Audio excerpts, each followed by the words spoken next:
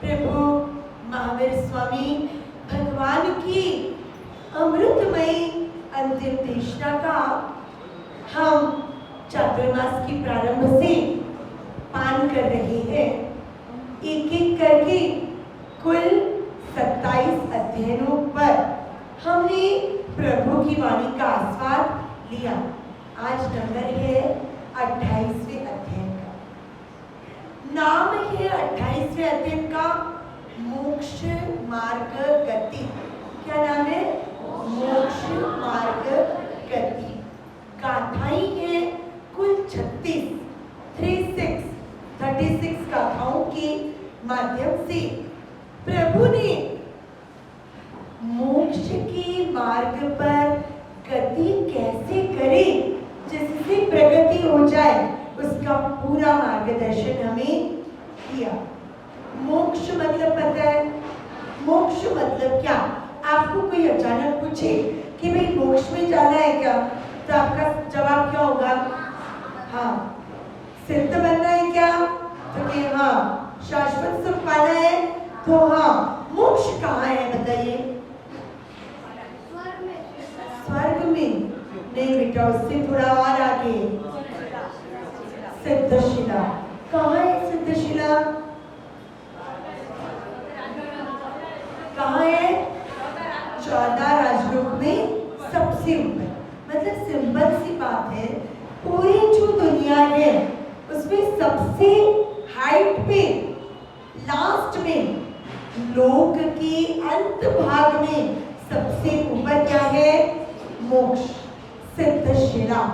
सिद्धशिला पर कोई भी जीव जब शिव बनकर, कोई भी आत्मा जब परमात्मा बनकर पहुंचती है तो वहां कैसी जगह होती है रुकने के लिए?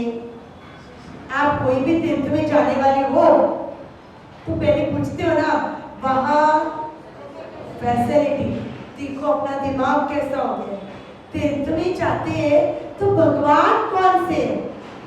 तीर्थ किसने बनाया? प्रतिमा का निर्माण किसने किया? कितने वर्ष प्राचीन तीर्थ है, ये जानने की तमन्ना होनी चाहिए एक्चुअली। पर आपकी तमन्ना क्या होती है? भोजनशाला कैसी है, धर्मशाला कैसी है, रूम बराबर फैसिलिटी वाले हैं या नहीं, हवा प्रकाश बराबर आता है कि नहीं, अरे एसी है या? आज से 15-17 साल पहले कोई बोलता था ना कि तीर्थ में पूरी एसी धर्मशाला बनाना है तो हमको आश्चर्य होता था कि तीर्थ में इंसान आता है 1-2 दिन आराधना करने के लिए, वहां एसी की क्या जरूरत।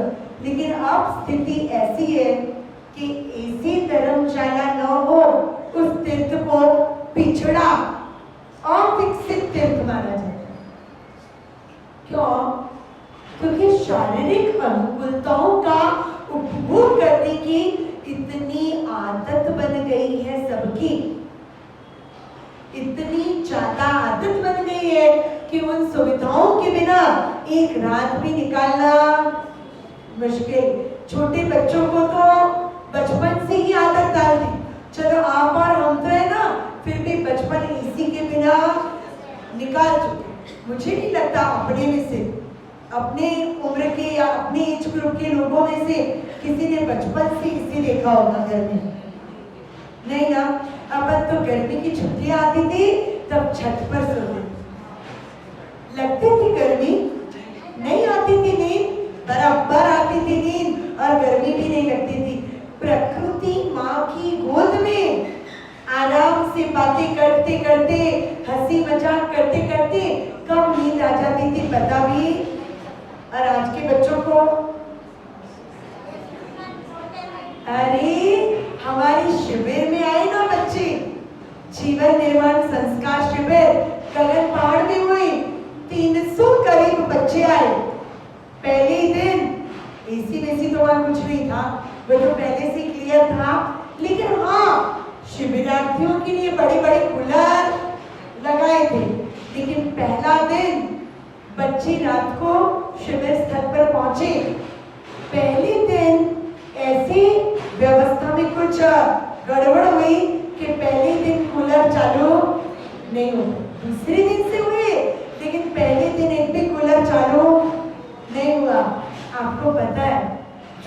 बच्चे आपके घरों में आधे घंटे के लिए भी करंट चला जाए तो चिल्ला चिल्ला कर बेचैन खुद हो जाते हैं और आपको बेचैन कर देते हैं।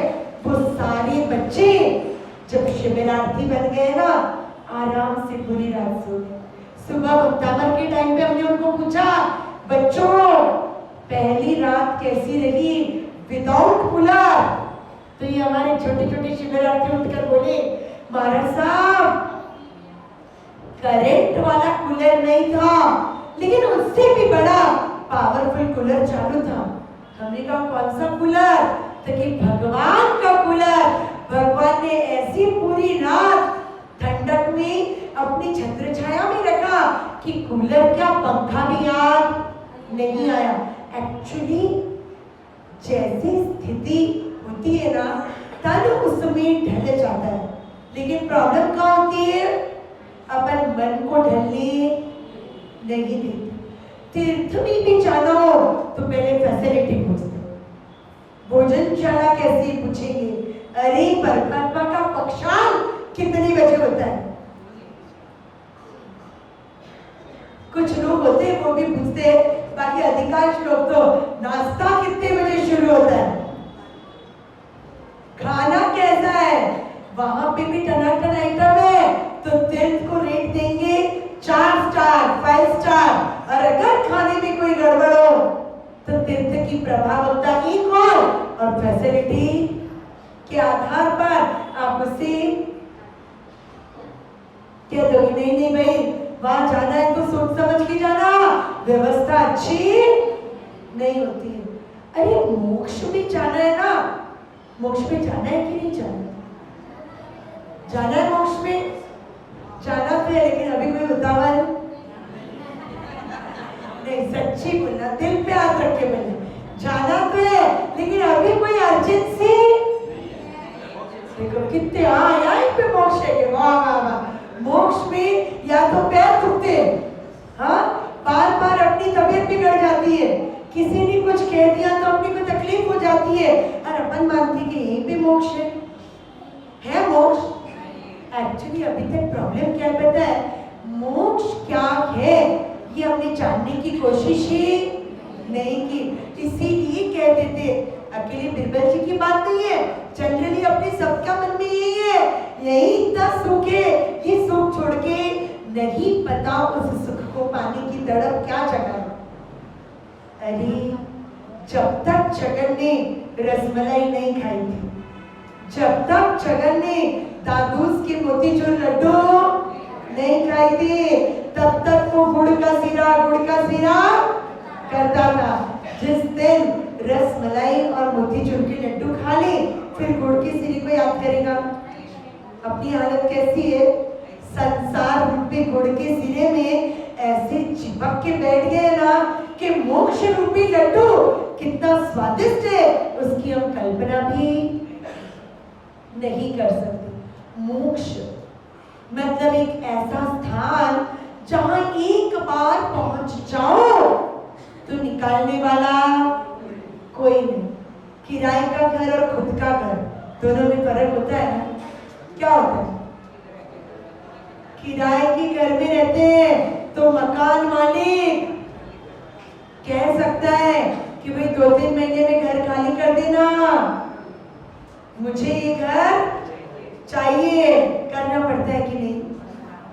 आप 1-8 महीना और एक्स्ट्रा ले लो रिक्वेस्ट करके, लेकिन अंत में खाली तो करना ही पड़ेगा। खुद का घर कोई है बोलने वाला नहीं। मोक्ष है खुद का घर, और ये जीवन है किराए का घर। चाहेंगे कि मुझे इसी जीवन में आगे भी समय निकालना है, लेकिन आयुष्य कर्म कह देगा टाइम खत्म, निकलो। क्या करना पड़ेगा? धम पछाड़े करने, डॉक्टर के पास चले जाए, डॉक्टर को मिन्नतें करने, डॉक्टर साहब पैसों की चिंता मत करना लेकिन बचा लेना। क्या होता है? नहीं, डॉक्टर बचा पाते हैं या नहीं बचा पाते? दोनों में से एक बात बोलो। बचा भी पाते हैं और बचा नहीं भी पाते, दोनों बातें अपनी जगह पर सही है। अगर हमारा आयुष्य कर्म प्रबल है, हमारा पुण्य प्रबल है, तो डॉक्टर को यश मिलेगा हमें बचाने का। और अगर हमारा ही आयुष्य कमजोर, हमारा ही पुण्य कमजोर, तो डॉक्टर कितना भी यशस्वी होगा वो बचा पाएगा? गोरी त्रुटि आयुष्य तो सांत्वना रूप मोक्ष मार्ग गति। मोक्ष मतलब क्या? एक ऐसा स्थान जहां जाने के बाद दुख की अंश मात्र भी अनुभूति नहीं होती। अपना सुख और मोक्ष का सुख अलग अलग है। क्यों? पहली बात, अपना सुख हमेशा किसी व्यक्ति पर या पदार्थ पर टिका होता है कि नहीं? व्यक्ति ने प्यार से कहा तो आप खुश, व्यक्ति ने नाराज होकर कुछ अपशब्द कह दिए तो आप दुखी। मतलब आपका सुख व्यक्ति पर डिपेंड करता है। दूसरी बात, पदार्थ पर डिपेंड करता है। करंट है, एसी ठीक है, एसी चालू है, आपको सुख की अनुभूति हुई। एसी बिगड़ गया, करंट चले गया तो दुख की अनुभूति चालू। मतलब अपना जो सुख है ना, संसार की पदार्थों वाला सुख, वो पराधीन है, वो किसी न किसी पर डिपेंड करता है, बराबर। और मोक्ष का सुख, वहां कोई स्वाधीन है। वो सुख कैसा है? स्वाधीन है। आत्मा के अंदर से सुख निकलता है, बाहर किसी वस्तु पर या किसी व्यक्ति पर डिपेंड नहीं करना पड़ता। एक तो होता है कुआं और एक तो होता है टाका। पानी की टंकी और कुआं दोनों में पानी होता है, लेकिन दोनों में बेसिकली कुछ डिफरेंस है। क्या डिफरेंस है? बिल्कुल सही बात। कुआं भरता है पानी से। कैसे भरता है? अंदर ही अंदर जमीन में से पानी के छोटे छोटे से झरने फूटते हैं, पानी के झरे होते हैं, उनमें से भीतर ही भीतर कुआं भरते जाता है। और टाका बाहर से भरा जाता है। टाके में अपने अंदर से पानी निकलता नहीं। कुआं सेल्फ डिपेंडेंट है और टाका दूसरों पे डिपेंड करता है, बराबर। बिल्कुल मोक्ष का सुख कुएं के सुख के जैसा अपने भीतर से सुख निकलता है। और संसार का सुख, अब बोलो यहाँ मोक्ष है? अब बोलो यहाँ मोक्ष है? पदार्थ और व्यक्ति अनुकूल तो सुख, पदार्थ और वस्तु प्रतिकूल, व्यक्ति प्रतिकूल तो दुख। मोक्ष में किसी व्यक्ति या वस्तु पर निर्भर नहीं होता। एक तो है स्वाधीन सुख मोक्ष का, और अपना सुख कैसा? पराधीन। और दूसरे नंबर पर दूसरा फर्क है संसार और मोक्ष में। संसार का सुख आता तो है लेकिन टिकता नहीं, आता तो है लेकिन टिकता नहीं। और मोक्ष का सुख आता तो है लेकिन कभी जाता, बराबर। एक बार कोई आत्मा शाश्वत सुखी बन जाए ना, उसे दोबारा दुखी होने के लिए संसार में आना पड़ता। जैन सिद्धांतों की मान्यता केवल ज्ञानी भगवान द्वारा देखी गई वास्तविकता ये है कि एक बार कोई आत्मा परमात्मा बन जाए तो वो दोबारा कभी भी संसार में आते तो फिर अपन कहेंगे परमात्मा आते नहीं तो अपना उद्धार कौन करेगा? परमात्मा आएंगे नहीं तो आपको और हमें तारेगा कौन? कौन तारेगा? परमात्मा की वाणी तारेगी। कौन तारेगा?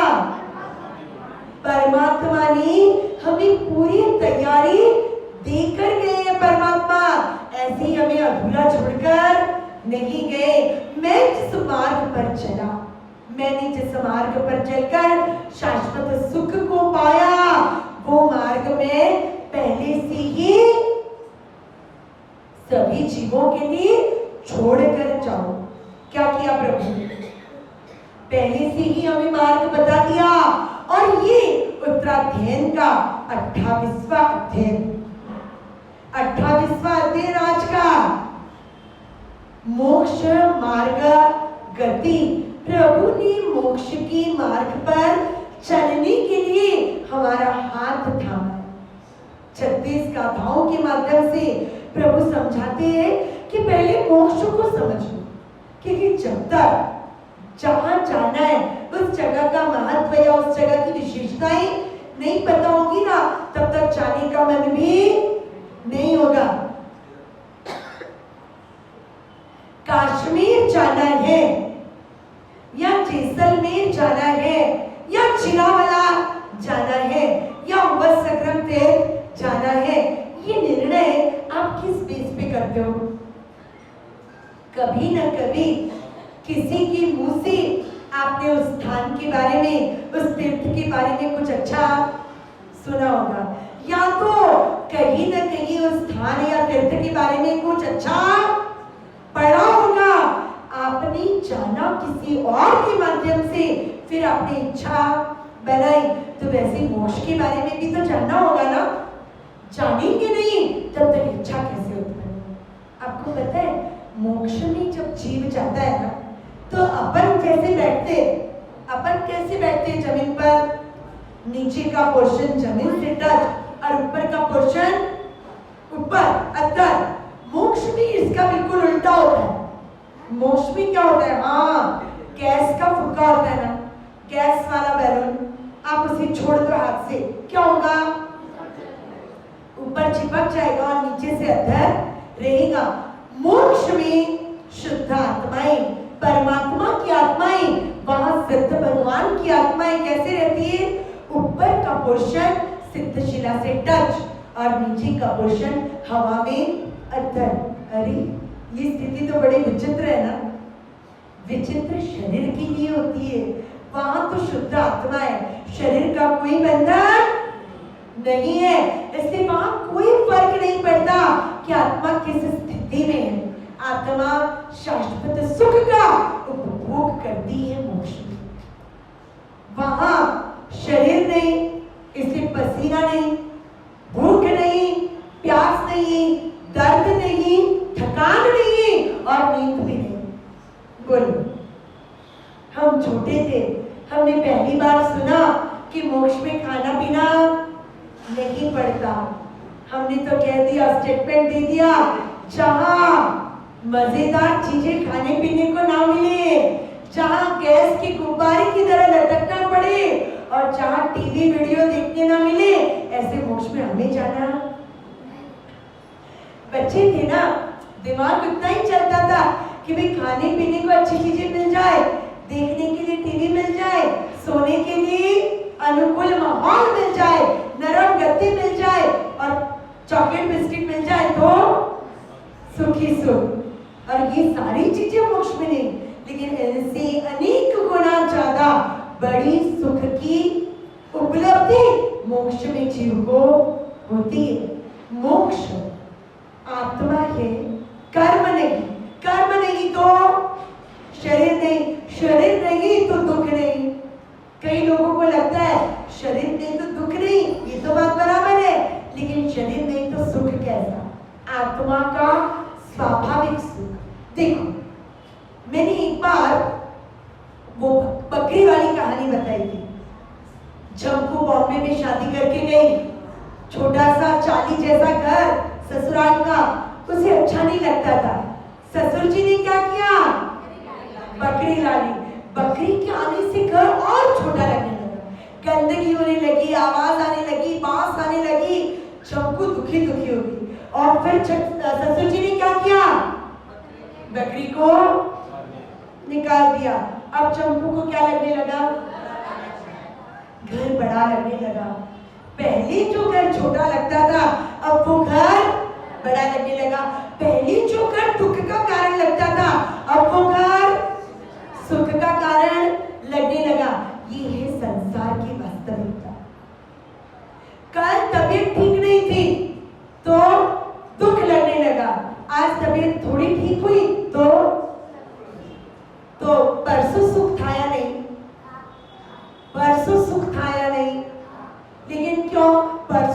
मुझे सुख की अनुभूति नहीं हुई, आज ही सुख की अनुभूति हुई। क्यों? अपना माइंड ऐसा बन गया है कि दुख थोड़ा कम हो तो हमें लगता है कि सुख आ गया। एक्चुअल सुख को हम पहचानने की तैयारी ही नहीं करते। मोक्ष में जो सुख है ना, वो शाश्वत सुख है, स्वाधीन सुख है। दुख का नामो निशान भी वहां नहीं। लेकिन अपनी आदत ऐसी बढ़ गई है कि पहले दुख खड़ा करो, फिर उस दुख को कम करो और फिर कहो कि मैं सुखी हूं। वो क्या है कि नहीं? हाँ, पहले खुजली हो, जोर जोर से खुजलाओ, जलन होने लग जाए, चमड़ी छिल जाए, फिर लगाओ लोशन, फिर लगाओ क्रीम, और फिर क्रीम लगाने पर कहो कि वाह सुख की अनुभूति हो रही। तो जब खुजली किए बिना चमड़ी एकदम अच्छी थी तब सुख थाया नहीं था ना? कौन सा सुख अच्छा? पहले वाला ओरिजिनल सुख या खुजली होने के बाद, ऑइंटमेंट लगाने के बाद, लोशन लगाने के बाद होने वाला सुख? कौन सा सुख अच्छा है? लेकिन अपने को कौन सा लगता है? सच कहो, सच कहो। जब तक तबीयत अच्छी होती है ना, तब तक आरोग्य की वैल्यू नहीं पता चलती है हमें। जब तक पास में अपार संपत्ति होती है ना, तब तक संपत्ति की वैल्यू पता नहीं होती। अरे इससे आगे बढ़कर कहूं, जब तक माता पिता जीवित होते हैं ना, तब तक उनकी भी वैल्यू जाने के बाद याद कर करके रोएंगे, जाने के बाद बार बार उनका नाम लेंगे, टीवी में मम्मी पापा का फोटो लगाएंगे, घर पर भी बड़ा फोटो लगाएंगे। अरे वो बात अलग है, जाने के बाद फोटो लगाओ, याद करो, वो अपनी जगह पर सही हो सकता है। लेकिन अच्छा तो ये है कि उनके जीते जी उन्हीं समय को जीते जी चेहरा नहीं देखते, और जाने के बाद बड़ा फोटो हॉल में लगा कर रखते। क्या मतलब? आप बताइए। हाँ, जीवन जिवाते। सचमुच को कई बातें तो ऐसी होती है ना कि अपन बोले ना तो भी अपने को अच्छा नहीं लगता। मतलब इतना समृद्ध अपना समाज, इतने संस्कार अपने को बचपन से मिले होते, संपत्ति की तो प्रभु की कृपा से लगभग कमी नहीं होती कि माँ बाप को भूखे रखना पड़े। ऐसी स्थिति में कोई भी परिवार लगभग नहीं होता। देखिए, आप हलवा पूरी नहीं खिलाओ ना तो चलेगा, सादा भोजन में स्नेह के साथ खिलाओ ना तो वो पकवानों से बेहतर होता है। मुझे अभी भी बोलूं या नहीं बोलूं ऐसा हो रहा है। अपने ही यहाँ की बात, अपने यहाँ की बात। एक 80 साल के करीब की बहन आई और उन्होंने मुझे कहा, महाराज साहब, जिमने का टाइम होता है ना तो मैं सामने से जाती हूँ कि रोटी तैयार हो गई हो तो परोसो, बाकी अगर मैं नहीं जाऊँ ना, जिमने के टाइम को 1 घंटा भी पार हो जाए ना तो कोई पूछता नहीं। मैंने कहा ऐसा? तो क्या हमारा सब, ये तो आप पे विश्वास होता है कि आप नाम लिख नहीं करोगे, इसलिए आपके सामने दिल खाली कर रही हो कि महाराज साहब घर में बनती होगी 5-10 चीजें, लेकिन मेरे थाली में रोटी और सब्जी के अलावा कभी कुछ भी नहीं आता। मैंने कहा कैसे अभागी होंगे उनके परिवार वाले, कैसे अभागी होंगे उनके संतान। याद रखिएगा, आपके बच्चे आपका पूरा व्यवहार ध्यान से देखते भी और याद भी रखते। आप इस गलतफहमी में मत रहना कि आपने उन्हें दादा दादी के बारे में उटपटांग बातें करके बर्बाद किया है, आपने उनको अपनी पार्टी में ले लिया है तो वो इन फ्यूचर इन चीजों को याद नहीं रखेंगे। डेफिनेटली याद रखेंगे। जो व्यवहार आज आप अपने बड़ों के साथ करते हो, वही व्यवहार कल जाकर आपके अपने बच्चे जब आपके साथ करेंगे ना, तब आपको याद आएगा। लेकिन तब याद आके, समझ आके कोई मतलब, जब तक अवसर है तब तक उस अवसर का लाभ उठाइए। याद रखिएगा, मैं बार बार बोलती हूँ, रोटी सब्जी खाने को मिल रही है उस माँ को बराबर, लेकिन जो आदर मिलना चाहिए, जो प्रेम मिलना चाहिए, वो नहीं मिलता। मुझे इतना, मतलब अभी भी मैं बोल रही हूँ ना, मैं रो नहीं रही हूँ, बस इतना ही है। बाकी मुझे वो बात सुनकर आधा दिन तो मेरा दिमाग ही काम नहीं कर रहा कि अरे घर में वस्तु बनती है और बड़ों को ना परोसे। 80 साल की कोई बहन, देखो उन्होंने अपने जीवन में बहुत किया होगा, बहुत खाया होगा, बहुत पिया होगा, उसकी कोई मनाही नहीं है। वस्तु न हो और न खाए ना व्यक्ति दुख नहीं होता, लेकिन वस्तु आंखों के सामने हो और उसे पूछा न जाए, कितना दुख होता है, आश्चर्य होता है। और फिर लोग कहते हैं ना कि हम अपने बच्चों को ऐसा बनाना चाहते हैं, वैसा बनाना चाहते हैं, उनके करियर में हम बाधक नहीं बनेंगे, उनको ज्यादा से ज्यादा पढ़ाएंगे, लिखाएंगे, उनको फॉरेन जाना है तो फॉरेन भेजेंगे। आपकी इच्छा, आपका जीवन, लेकिन अगर आप अपने माता पिता को इग्नोर कर रहे हो तो समझ लेना बच्चों को कितना ही पढ़ा लिखा लो, कोई आपको फायदा होने वाला। हम आगे नहीं बढ़े, हम अपने बच्चों को आगे बढ़ाएंगे, आगे बढ़ाओ, कोई मना ही नहीं है, लेकिन इतना आगे मत बढ़ाओ कि उनके पैर धरती को छूना भूल जाए। सिर कितना भी आकाश में ऊंचा उठे, लेकिन पैर तो जमीन पे ही हो तो ही इंसान चल सकता है। याद रखिएगा, जाने के बाद अफसोस करना उससे बेहतर है आज अभी इसी वक्त अपने व्यवहार को सदव्यवहार में बदलो। मैं तो कहती हूँ स्वार्थी बन जाओ तो भी अच्छा है, खुद का स्वार्थ सोचो कि मुझे फ्यूचर में क्या चाहिए अपने बच्चों की ओर से, वो मैं अपने माँ बाप को दूं। स्वार्थ भी अच्छी बात हो जाती है कभी कभी। तो जो बड़ों की आशीर्वाद लेता है ना, उसे जीवन में कभी भी ये अनुभव है। आप देखना, जिसके सिर पर माता पिता का हाथ होता है, जिसके माता पिता उन बच्चों से संतुष्ट होते हैं ना, उन बच्चों का जीवन कभी भी दुख की दलदल में फंसता नहीं है। तकलीफ आएगी भी ना तो एक अदृश्य कृपा उन्हें उन तकलीफों से बाहर निकाल देती है। याद रखिएगा, धर्म ये सिर्फ सामायिक लेना या प्रतिक्रमण करना नहीं है। धर्म सिर्फ पूजा कर लेना या अंगी रचा लेना नहीं है। धर्म सिर्फ पूजा पढ़ा लेना या भक्ति में डफली बजा लेना नहीं है। धर्म हमारा व्यवहार बनना चाहिए। हम घर में हो, मंदिर में हो, उपासना में हो, किसी भी जगह हो, हमारा व्यवहार प्रभु की आज्ञा के अनुसार होना चाहिए। और प्रभु ने फरमाया प्रशमनति ग्रंथ में, प्रभु की वचनों को हमारे सामने रखते हुए वाचक प्रवर उमा स्वाति जी महाराज ने फरमाया, दुष्प्रतिकारो माता पितरो, माता और पिता का उपकारों का बदला कभी चुकाया नहीं जा सकता। सिर्फ इतना है, इतना ही हमारे हाथ में है कि हम उनके उपकारों को मानकर उनकी सेवा कर सकते। माता पिता की भावना नहीं रखते कि बच्चे मेरी सेवा करें, लेकिन बच्चों की भावना होनी चाहिए कि हम अपने माता पिता की सेवा करें। याद रखिएगा, जो बोओगे वो ही आगे मिलने वाला है। करेले के बीज बोकर कभी हापुस मैंगो उगते नहीं है। बुरा व्यवहार कभी आपको सुख दे सकता नहीं है। सुखी बनना है तो एक ही रास्ता है, जैसा व्यवहार हम चाहते हैं औरों की ओर से, वैसा व्यवहार हम भी करें औरों के साथ। बहुत जरूरी।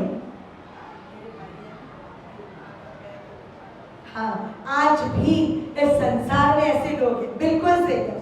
अभी 4 दिन पहले उन्होंने बताया था, दिवाली बहन ने, मतलब बात सुनकर आपको लगेगा कि वो ओवर है, लेकिन ये सत्य है। पिता की मृत्यु के बाद जिस माँ ने अकेले अपने दम पर बच्चों को बड़ा किया, समाज में सिर ऊंचा करके जीने लायक बनाया, उस माँ की चरण रोज सुबह धोकर बच्चे आज भी पीते हैं।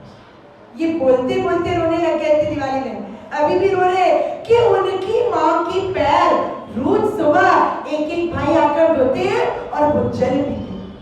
बहुत ऊंची बात है, बहुत बड़ी बात है कृतज्ञता की। मैं कहती हूँ चलो ये सब ना करे, भले ना करे, लेकिन कम से कम पैर धोकर पानी ना पिए चलेगा, लेकिन उनकी आंखों से आंसू ना निकले, इतना तो संभाल लो, इतना तो संभाल लो। आपके कारण आपकी माता पिता की आंखों से आंसू निकले और आप ये सोचो कि आपके बच्चे आपको सुखी करे, इम्पॉसिबल। क्योंकि बच्चे बचपन से देखते हैं क्या कर रहे हैं हमारे मम्मी पापा, वही आगे जाकर हम करेंगे।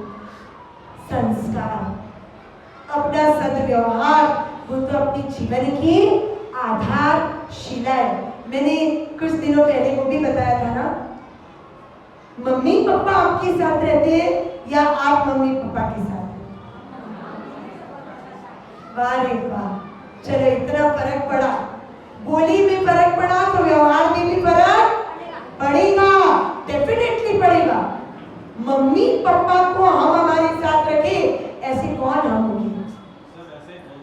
एक्चुअली व्यवहार ऐसे ही बन गया है, व्यवहार ऐसे ही बन गया है, और उसमें सब भी मतलब सभी है, सभी है, किसी का घर बाकी नहीं है। कोई उस्ताद परिवार जैसा मुझे तो एक ही मिला जो कहते हैं कि हम मम्मी पापा के साथ रहते हैं, बाकी तो जनरली सब ऐसे ही बोलते हैं मम्मी पापा अभी हमारे साथ आए हुए हैं 15 दिन के लिए, मम्मी पापा छोटी देवर के यहाँ रहते हैं, या मम्मी पापा छोटे देवर के यहाँ तो रहते ही नहीं, हमारे यहाँ रहते हैं, उनको हमारे यहाँ अच्छा लगता है। अरे अच्छा लगता है तो आपका सौभाग्य है। बोलते वक्त भी सोचो, बोलने बोलने में फर्क होता है, बोलने बोलने में फर्क होता है। मैं सौभाग्यशाली हूँ कि मुझे मम्मी पापा की छत्र छाया में रहने का मौका मिलता है, बोलने बोलने में फर्क होता है। लेकिन अब व्यवहार इतना विचित्र हो गया है, शब्द इतने विचित्र हो गए, शब्द शब्द में भी फर्क होता है। हम गोचरी पढ़ने आते हैं, मम्मी पापा दादा दादी बच्चों को सिखाते हैं ओहराना, क्या बोलते पता है? ले और तू डाल, डाल घाल घाल घाल घाल घाल, क्या ये डस्टबिन थोड़ी है कि आप कचरा डाल दो? शब्द सोच समझ कर बोलो, ओहराना होता है, तू लाभ ले। आजकल तो सिस्टम भी कम हो गई, घर पर महाराज सब आते हैं, किचन में जो है वो वरा देगा, बाकी कोई बैठ के टीवी देख रहा है, कोई बैठ के मोबाइल पे चैटिंग कर रहा है, और कोई बेडरूम में सोया है। मुझे याद है हम छोटे थे, महाराज साहब घर में धर्मलाप बोलते और तुरंत मम्मी जोर से बोलती बच्चों सब लोग आ जाओ, महाराज साहब पधारे, लाभ लो। शब्द शब्द में फर्क पड़ता है, लाभ लो शब्द बोलते हैं और बहराने की भावनाएं एक अलग हाइट पे पहुंच जाती है। और डाल डाल डाल, क्या डाल बड़ों को ही नहीं मालूम होता। अपने यहाँ की बात कर रही हूँ, कोई अफ्रीका या दुबई की बात नहीं कर रही हूँ मैं, जहाँ इतने सालों से महाराज साहब का सहयोग मिल रहा है महापुण्य के उदय से, वहां क्या शब्द बोले जाए पता नहीं हो तो चलता है। दान क्या होता है? वहराओ, लाभ लो। घर का हर व्यक्ति महाराज साहब जब घर पर पधारे तब वहां उपस्थित होना चाहिए। बुलाओ, आवाज देकर बुलाओ, लेकिन उन्हें वहराने की आदत डालो, वरना होता क्या है, कई घरों में हम देखते सासू को वहराने की भावना है, सासू गई चौमासा करने, बहू को बेचारी को गता कमी नहीं पड़ती है कि महाराज साहब को कैसे विनती करना, कैसे बुलाना और क्या बोलना। या तो बहू को बहुत भावना है और बहू पियर चली जाए, और अगर अचानक हम घर पर चले जाए तो घर के पुरुषों को पता ही नहीं होता है कि क्या वराया जाता है, कैसे वराया जाता है। महाराज साहब घर पर नहीं है, महाराज साहब के खड़े। हाँ नहीं, ये संस्कार बचपन से देना होता है। एनी टाइम, अरे आपका घर है ना, घर में कई चीजें ऐसी तैयार होती है जो एनी टाइम हमारा सब पधारे तो अपन विनंती कर सकते। कुछ नहीं भी हो तो घी गुड़ शक्कर ये चीजें तो होती है। और अपने मारवाड़ी के घरों में खाखरा मुंगड़ी तो एनी टाइम होती है, पूड़ी पूड़ी तो होती है। कम से कम घर के हर व्यक्ति को ये पता होना चाहिए कि ये चीजें महाराज साहब को खपती है और ये चीजें कहाँ रखी हुई। कभी भी महाराज साहब आए तो दरवाजे से महाराज साहब घर पर कोई नहीं है बोलकर रवाना न करना। याद रखिएगा, महापुण्य का उदय होता है तब सुपात्र दान का लाभ मिलता है। अचानक भी महाराज साहब घर पर आ गए तो कुछ चीजें तो ऐसी होती है जो तैयार रहती है। समझ भी आना चाहिए और ये समझ देने का कर्तव्य किनका? आप बड़ों का। जिनके बच्चों को समझ में नहीं आता है ना कि महाराज साहब आए तो उनको क्या बोलना। अरे कई बच्चों को तो हम बोलते हैं ना धर्मलाभ, तो वो सामने बोलते हैं धर्मलाभ। तो भाई हम उनको मत्थन मंदावी करें। अब सिखाया नहीं उनको किसी ने, सिखाने की जरूरत है। और सिर्फ शब्द नहीं, उनके अर्थ भी समझाओ। मत्थेन मंदावी बोलते हैं मुंह से और ऐसे टट्टा बाम्बू की तरह मत्थेन मंदावी महाराज साहब। अरे मुंह से नहीं बोलोगे तो चलेगा, माथा तो झुकाओ। मत्थेन मंदावी मतलब मैं मस्तक झुकाकर आपको वंदन करता हूँ, मैं मस्तक झुकाकर आपको वंदन करती हूँ। आपकी बहू आए और कहे मुझरो करूं पप्पा जी और खड़ी है बाम्बू की तरह, आप क्या बोलोगे? आप क्या बोलोगे? मुंह से नहीं बोलेगी ना तो चलेगा, थोड़ी छुप जा, बोलोगे कि नहीं? हाँ, टट्टार खड़े रहकर ऐसे बाम्बू की तरह अकड़ के कोई बोले कि मैं आपको प्रणाम करता हूं, आप क्या बोलोगे? कर तो नहीं रहा है, बोल क्यों रहा है? कोई आपको बोले कि भाई ये बच्चा आप डांस करेगा और वो वहां जाके खड़ा ही रह जाए, तो आप क्या बोलोगे? नहीं कर रहा था तो चुपचाप बैठा रहता। हाँ, डांस करता हूं ये बोल के स्टेज पे क्यों आया? मत्थेन मंदावी, मस्तक झुकाकर वंदन करते। छोटी छोटी बेसिक चीजें अपने बच्चों को, और विशेष रूप से जो बच्चे छोटे हैं ना उनको तो शिविर में हम सिखा देते हैं, लेकिन जो बच्चे टीनेजर्स हो गए, यंगस्टर्स बन गए, उनको खास सिखाओ। कई लोगों के तो चेहरे देखकर डाउट आता है कि जैन है या नहीं। सच कहो, जीवने के लिए नीचे जाएंगे, हम सामने मिल भी जाए ना तो उनको समझ ही नहीं होती कि मत्थेन मंदावी बोलना चाहिए। अरे जैन लोग और अपने लोगों में फर्क क्या? ये संस्कार बचपन से देना होगा। घर पर महाराज साहब पधारे, सबको बुलाओ, घर पर जितने मेंबर्स है सबके हाथ से कोचरी बौराने का लाभ लो, ताकि इन फ्यूचर कभी आप घर पर किसी कारण से न हो तो घर से महाराज साहब खाली न लौटे। समय के अनुसार पदार्थों की विनंती करना समझाओ। दूध वगैरह फ्रिज में नहीं रखा हुआ है, बाहर है, तो विनंती कर सकते कि महाराज साहब लाभ दो। बिना ज्ञान की हालत इतनी खराब हो जाती है कि महाराज साहब घर पर गोचरी बोलेंगे, हल्दीराम का पैक रसगुल्ले का डब्बा लेकर पूछते, महाराज साहब रसगुल्ले का लाभ दोगे? अज्ञान, कई लोग डेढ़ होशियारी से बोलते हैं और कई लोग अज्ञान से बोलते। बासी पदार्थ आप भी नहीं खा सकते तो महाराज साहब वापर सकते हैं क्या? फिर क्यों पूछते हो?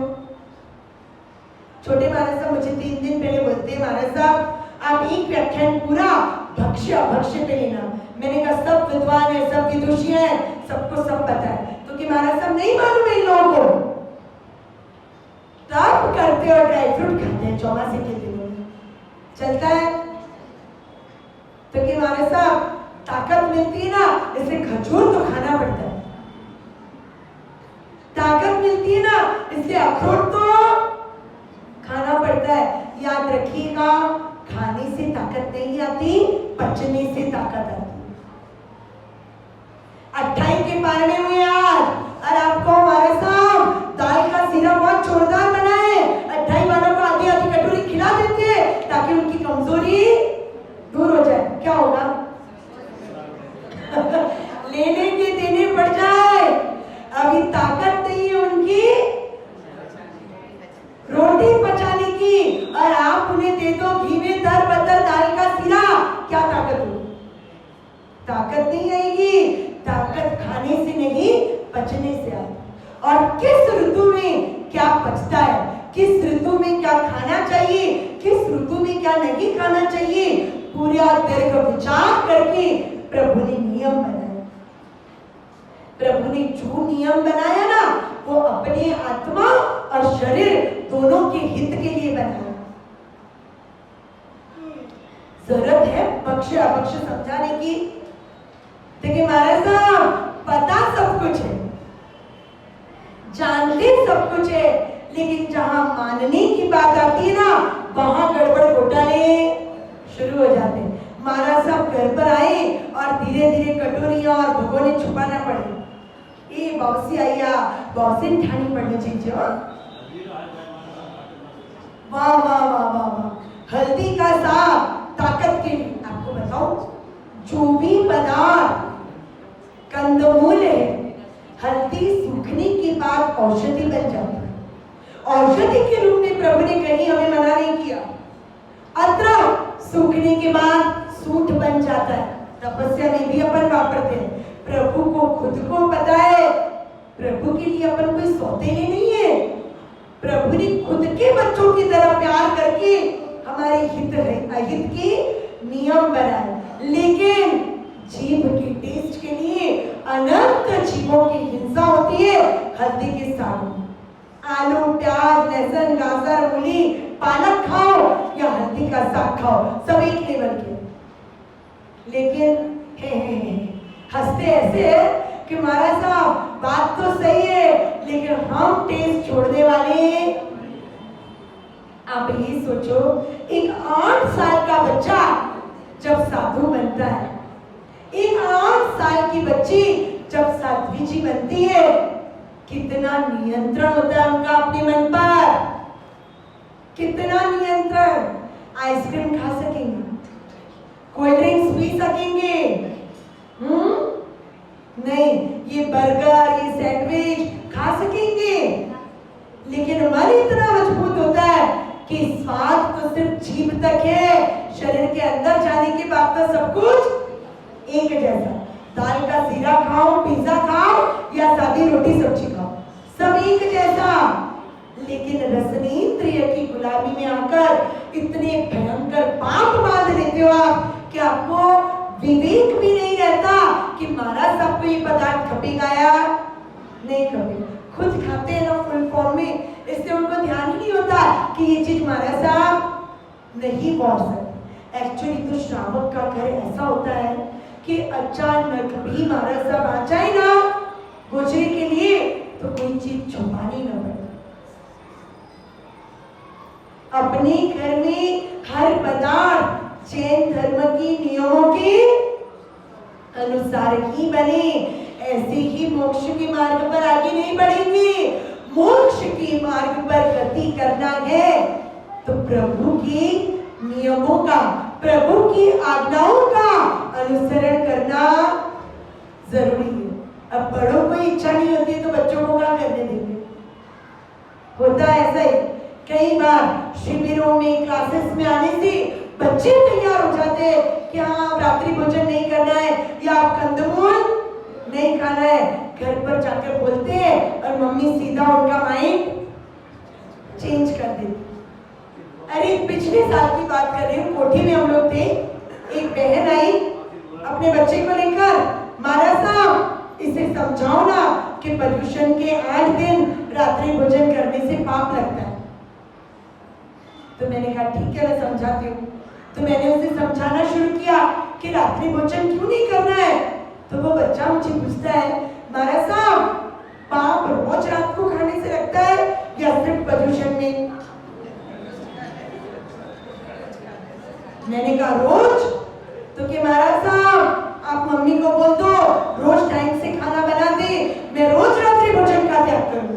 और उसकी मम्मी तुरंत बोलती नहीं नहीं मतलब नहीं नहीं बिल्कुल नहीं।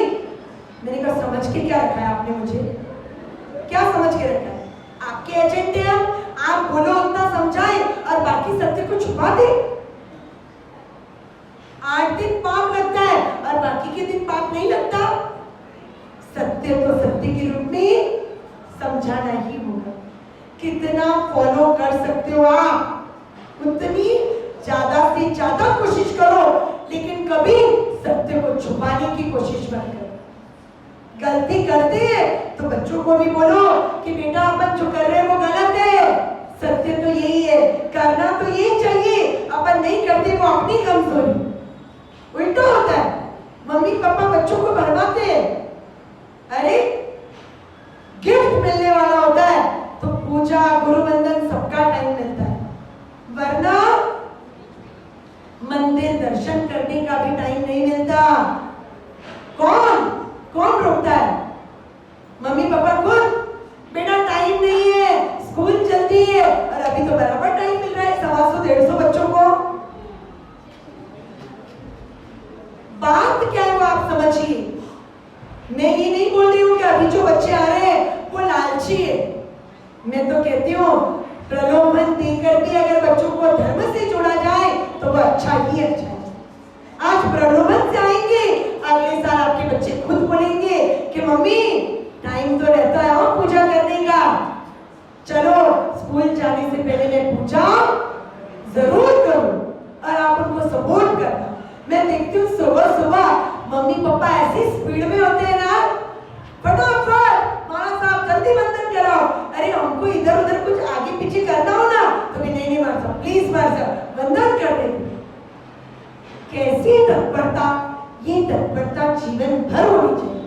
संस्कार जैसे दोगे वैसा आपके बच्चों का तो भविष्य होगा, उनके साथ साथ आपका भविष्य भी सुधरेगा। प्रभु ने मोक्ष का मार्ग बताते हुए उस गति को प्रगति बनाने के लिए समझाया कि जो भी करो आज्ञा के अनुसार करो, जो भी करो भविष्य का चिंतन करते हुए करो, क्योंकि जो व्यक्ति भविष्य को नहीं देखता वो अपने वर्तमान को नहीं सुधार सकता। प्रभु की कृपा ऐसी बरसे हम सब पर कि हम मोक्ष मार्ग पर मात्र गति नहीं प्रगति करें और शीघ्रातिशीघ्र शाश्वत स्थिति को प्राप्त करें। पुरीश संकीश्वरा पार्श्वनाथ भगवान